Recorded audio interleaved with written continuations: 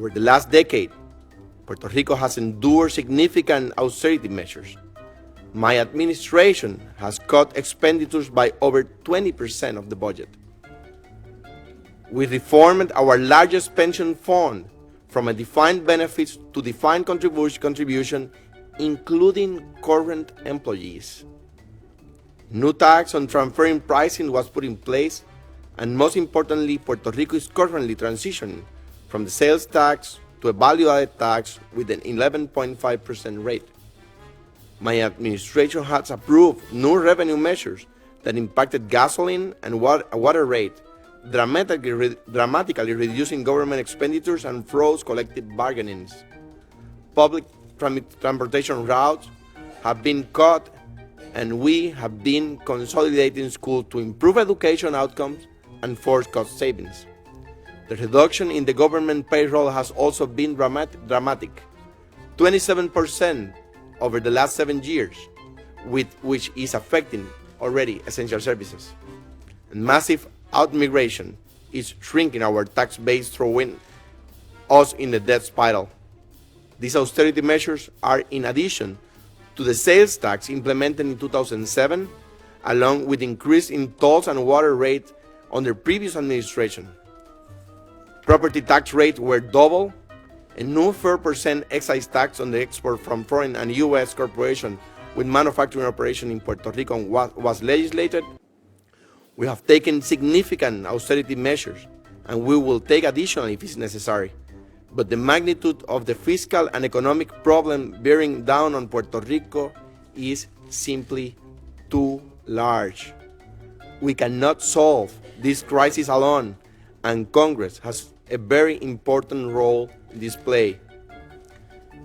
The loss of Section 936 benefits significantly contributed to the crippling of our economy and led directly to the recession that began in 2006.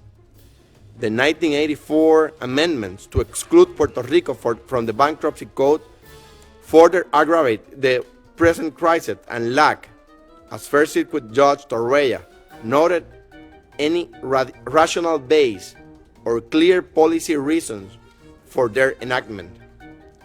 The imminence of a default, when presented with the alternative between paying our creditors and providing essential government services, looms large. Absent an orderly process, its effects will be catastrophic.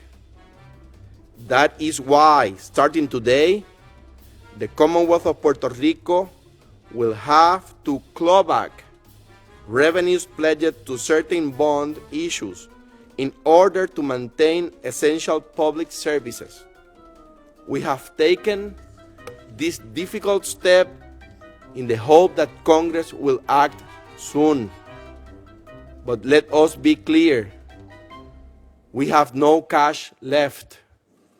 The emergency measures we have taken to avoid a default and maintain essential services are unsustainable. Member of the committee, I renew my request for immediate action. We have never asked Congress for a bailout, and we are not seeking one today. We ask for access to a legal framework to restructure our liabilities, fair treatment in Medicaid and Medicare funding, reform that stimulate labor force participation, and tax measures that attract investment to Puerto Rico and create jobs, an exemption for Jones Acts, just like the one of our closest neighbors, the United States Virgin Islands. Mr. Chairman, member of this committee, this is a distress call from a ship of 3.5 million American citizens that have been lost at sea since 1996. This is a distress call requesting tools to sail, not a bailout. We are asking for the tools to finish the job. It's your choice whether to answer or to disregard this call from the people of Puerto Rico. The cost to delay will be significant. The cost of inaction will be catastrophic.